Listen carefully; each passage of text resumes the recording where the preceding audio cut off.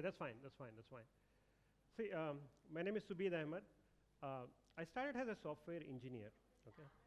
Is it okay? Can you guys hear me over there? Buna, you can hear me? Absolutely. Okay, fantastic. So, I started my career almost 20 years ago. I was a software engineer. I loved coding. I used to code all day. I mean, I guess I used to get kicked working for 48 hours a day and create something. So I really was passionate about it. So you know what my boss did? He just promoted me, okay? I was still passionate about coding. I went about coding. And then they promoted me again.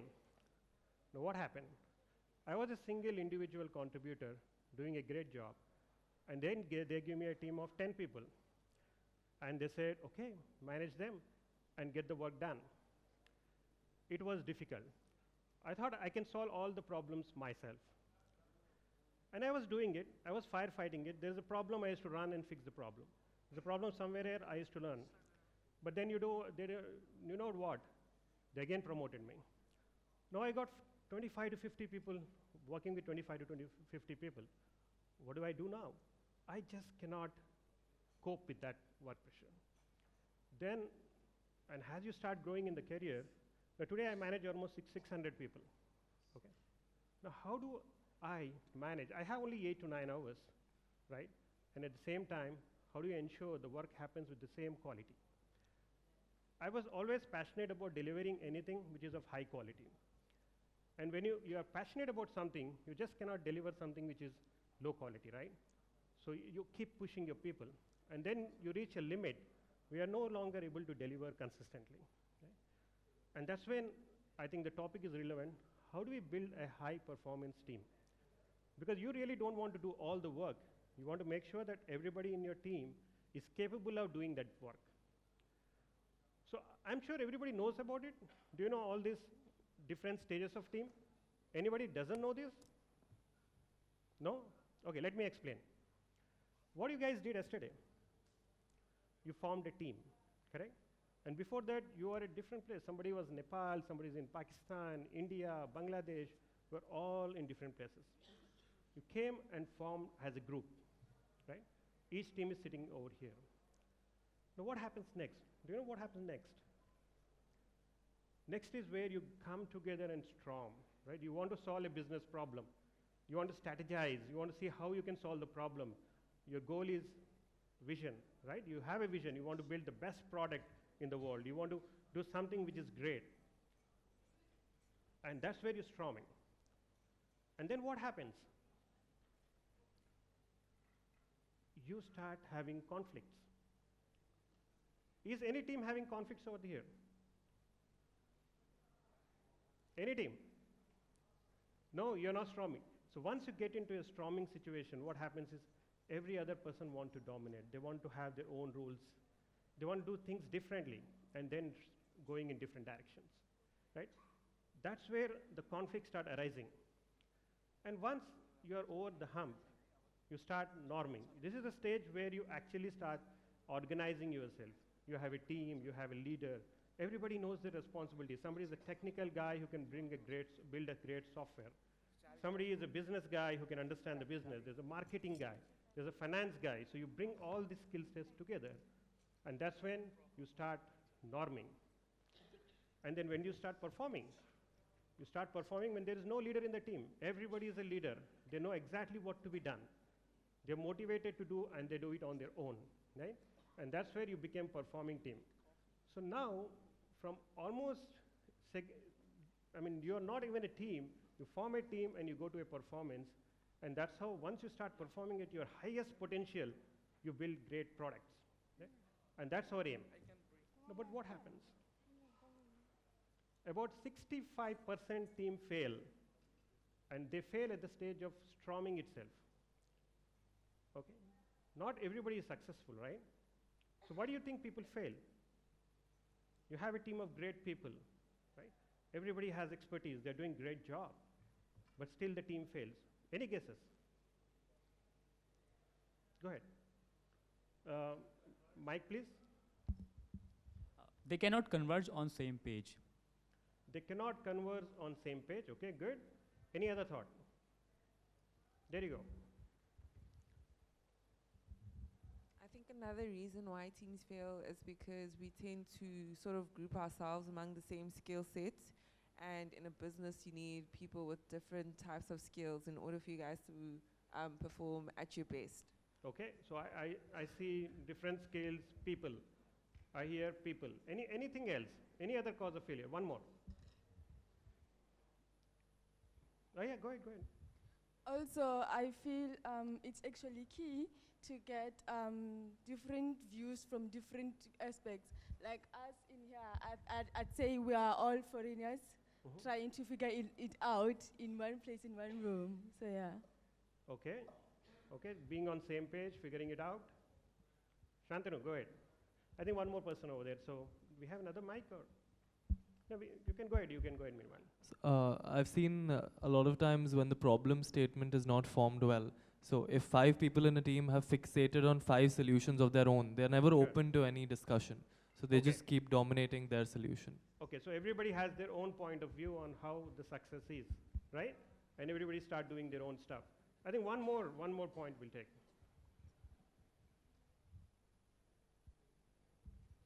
I think why some teams fail is because as the teams progress, as the teams grow, eventually the conflict of interest overthrow their mutual desires. So it's like usually teams, people often follow their own interest in certain points, and I think that's why most teams eventually like in Apple, when Steve Wozniak eventually follow their own interests, it's the decision that Steve Jobs to go out from the team and then come back. Conflict of the interest. Good point. So everybody has their own vision and they want to execute on their own, right? So what I heard so far is all about people. I didn't hear anything else, right? Mostly people, 80% of the people said, I don't want to work with the other guy, I don't understand the vision, I want my own vision, right? So that's what happens. But there are 3 aspects to it. For anything, there is a people aspect, there is a process aspect, there is a technology aspect, okay? So somebody cannot build a great product but there is no technology available, that's fine. So there's a technology constraint.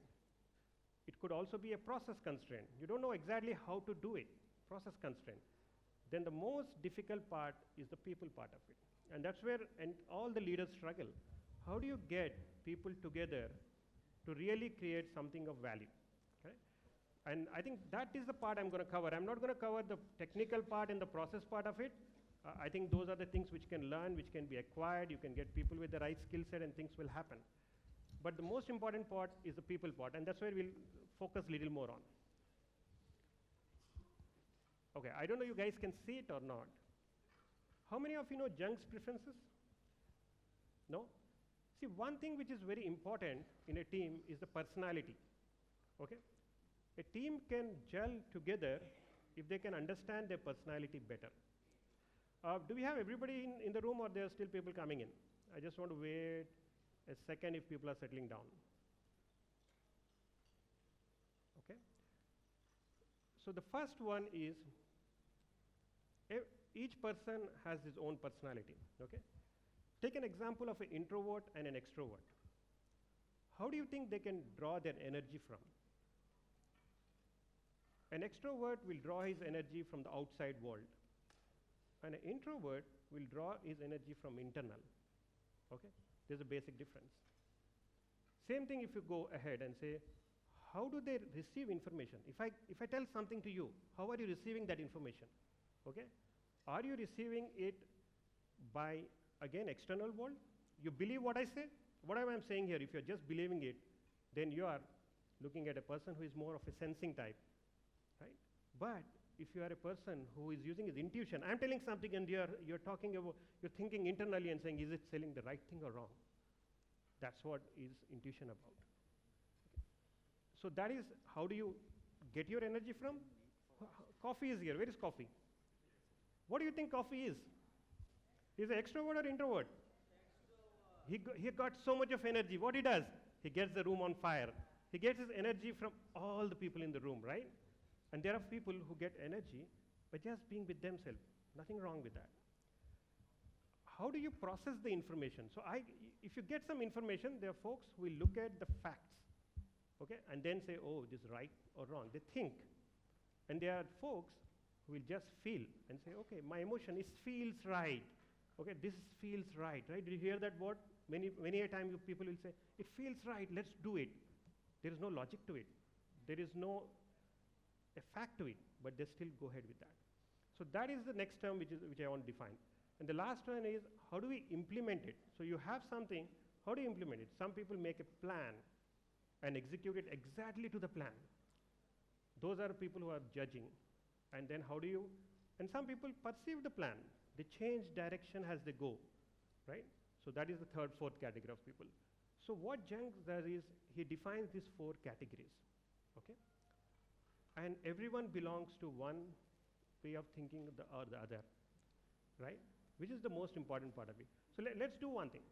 Now you can put this in 2 dimensions and say you have a personality which is, if I'm going clockwise, a fairy red, okay? These are the guys who are extrovert and thinkers. When he's an extrovert, the person draws energy from others, right? And a thinker is always very logical, correct? And then there is a sunshine yellow. These are the guys who, again, extroverts, but they are more, they have a feel to it. They make their judgment using their emotions, right? And the same thing goes on the cool blue. Introverts, but they are thinkers.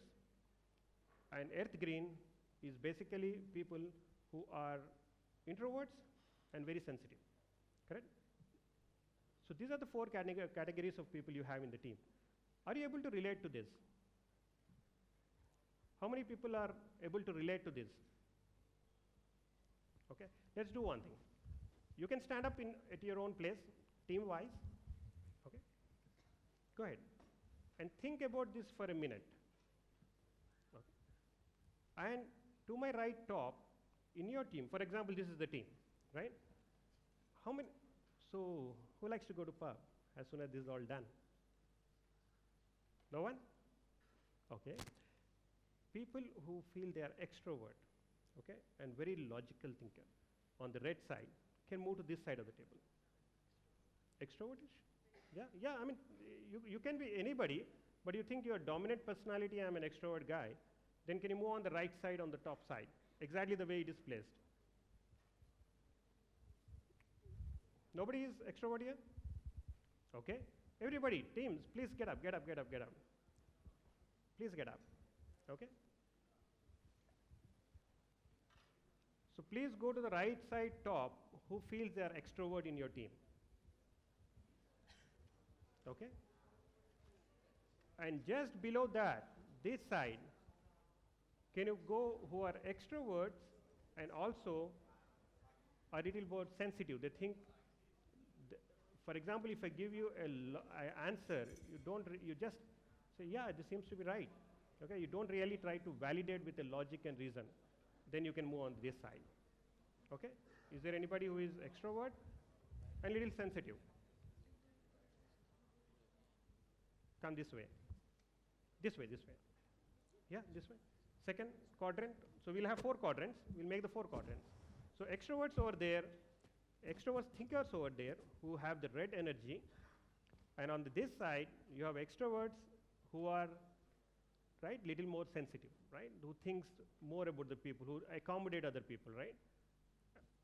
So this side. And on the other side, cool brew, you can be the people who are little introverts but are very task oriented. You look at the plan, you execute. So you can be on this side. So it is like you build a 4 quadrants here. Okay? Come on. So you are extroverts. How about you guys? Oh, all are extroverts? Fantastic. How about you guys? Are you able to segregate by that quadrant? How about you guys? Only 2 of you? How about you?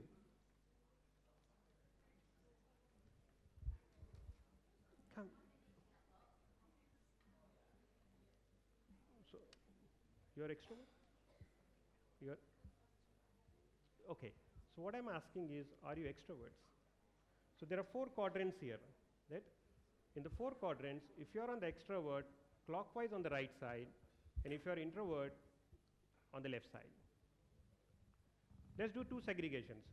Imagine this to be a circle. This side is all extroverts, this side is all introverts. Can you guys do it? Go ahead, I mean, just a gut feel.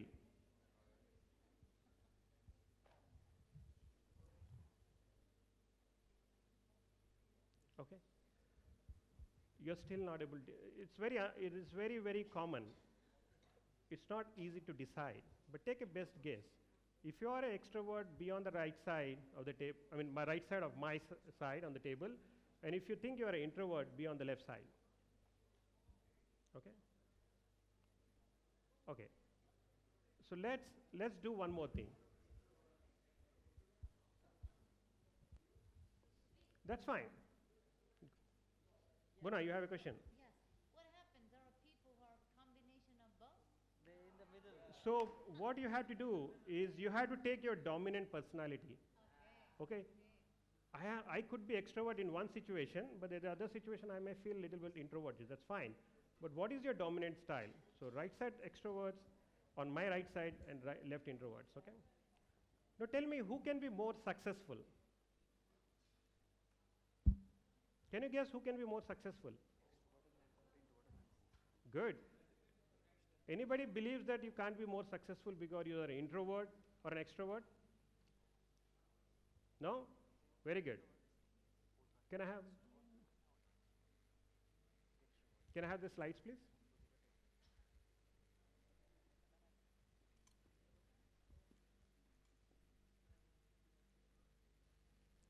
So I'm just sharing you some personalities, okay, who are perfectly, for example, let's pick up Steve Jobs, okay. He's an introvert, okay, and he's a thinker, okay, and then he's very successful, okay. You can take, for example, of Walt Disney.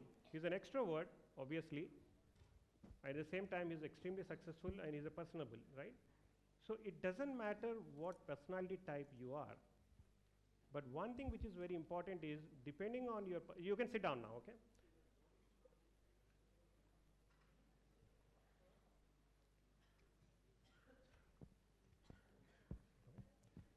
So it doesn't matter what personality type you are, but it's very important to understand what are the personality type in your team, okay?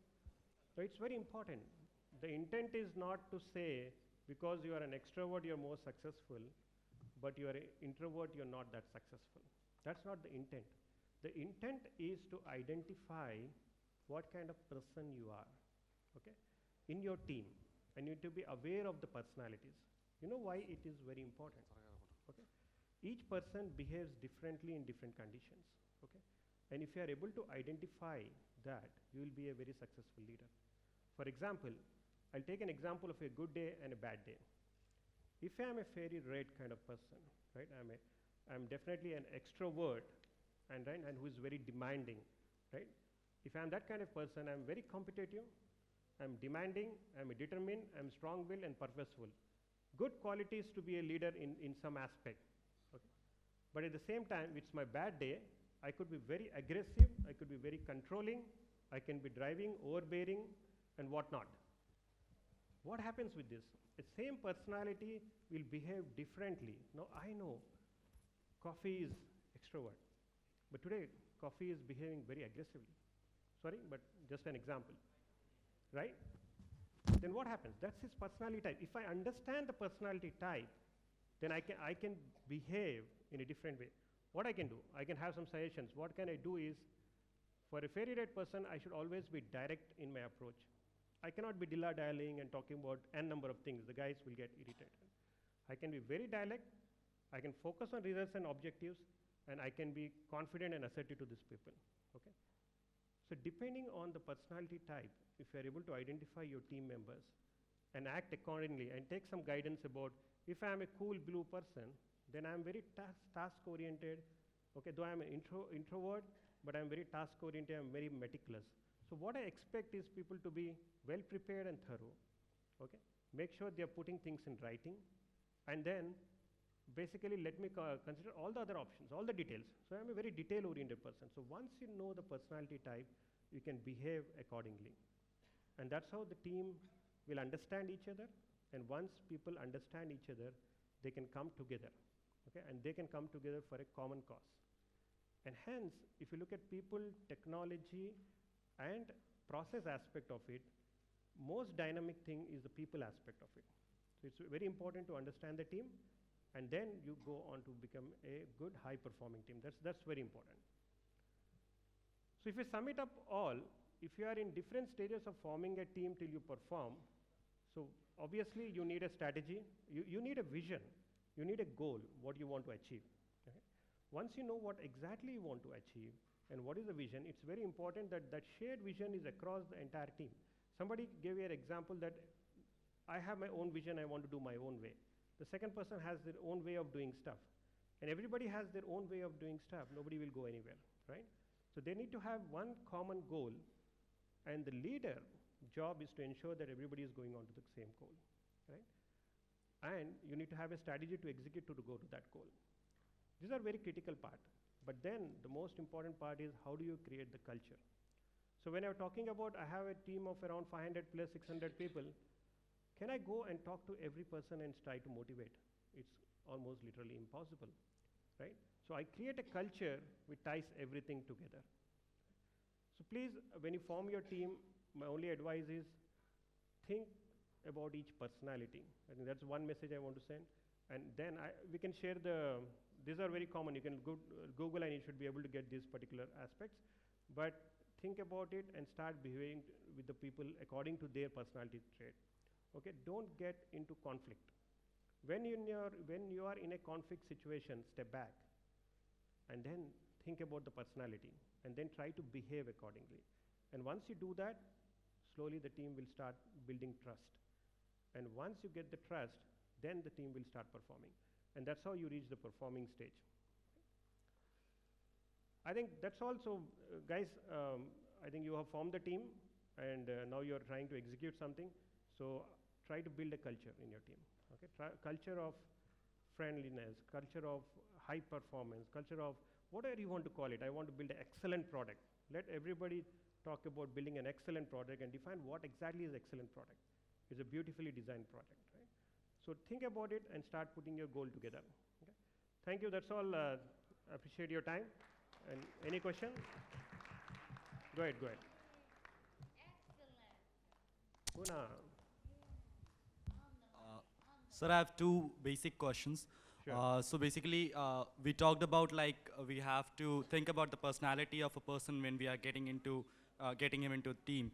So what percentage is the measurement we take, like the personality and the skills?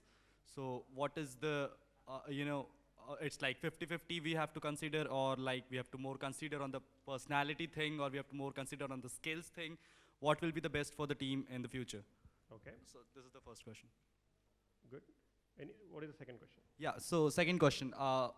Most of the slides and the talk we talked about was more of the psychological things. We talked about more deeper things. But when it comes to the reality, when you're building up a team, in the initial stages, you don't really think about these things because you are in a rush to build up something, which is in your mind, and you want it to get it in the market. So like when it comes to basic decision makings,